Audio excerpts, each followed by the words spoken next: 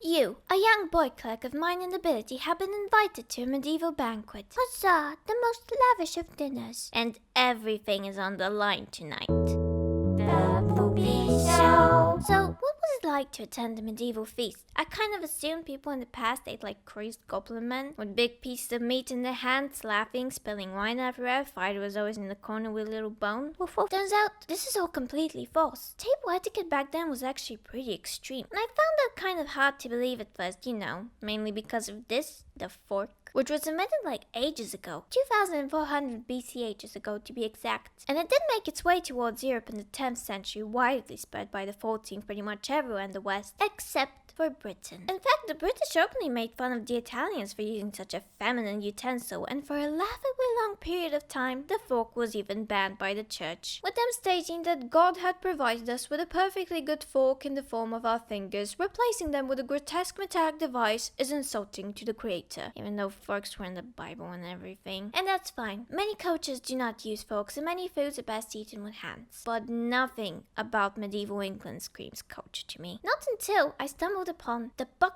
of courtesy, which I will use to run you, a young and eager boy clerk, through the intricacies of medieval table manners and have you ready for your first banquet. Now, this banquet, like most, is BOK, or bring on knife. Men would usually have them around their necks, and women would have them up their sleeves like ninjas. And as we already said, there were no forks, but spoons will be provided by the host if there are any soupier meals like pottage somewhere among the spread of cock and trice. That's a rooster soon to a pig. Humble pie, that's humble, not humble, with a southern accent, and it's any part of a deer that's edible inside a, pie. Swan, that's just cool. And candied fruit and cheese. Now keep in mind, that spoon is one of the biggest status symbols for both the host and the attendee, as high quality metal spoons were given to the more important guest, while minor noble with subpar education like you should be satisfied with a wooden one. You're also given linen cloth to use for wiping your mouth, but it is impolite to wipe your spoon with it. According to the Book of Courtesy, bread is used for wiping your spoon. It is also impolite to wipe your teeth with the cloth. Toothpicks are not provided, but if you wish, you might privately use your dual-purpose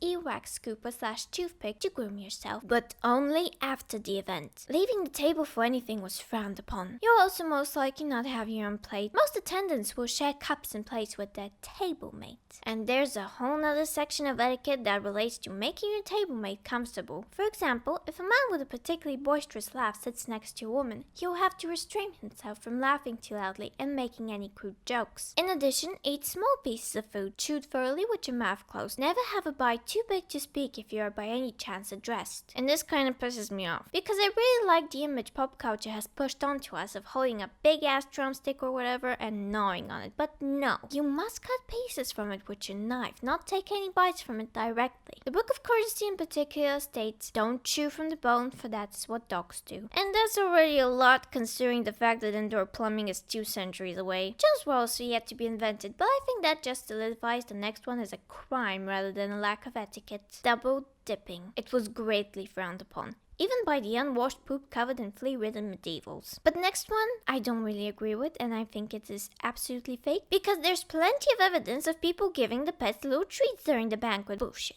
These medieval etiquette books were really popular. The Book of Courtesy was my main source because Book of Courtesy sounds like Eric Cartman saying Book of Courtesy. And they're so similar to what we tell children to do today, but the medieval twist is hilarious. Because it's stuff like, yeah, don't burp and don't fart and wash your hands, you little shit. But also, make sure to purge your nose of any vile matter because, back then medicine was still based on the 4 bodily humors, and snot and piss were the same yellow bile, and that's the devil or whatever. Well, I mostly wanted to share or rather debunk how this is a caricature of medieval table manners. People have been anal about elbows on the table since 5 centuries ago. Meanwhile, I eat frozen pizzas like they're just big ass cookies.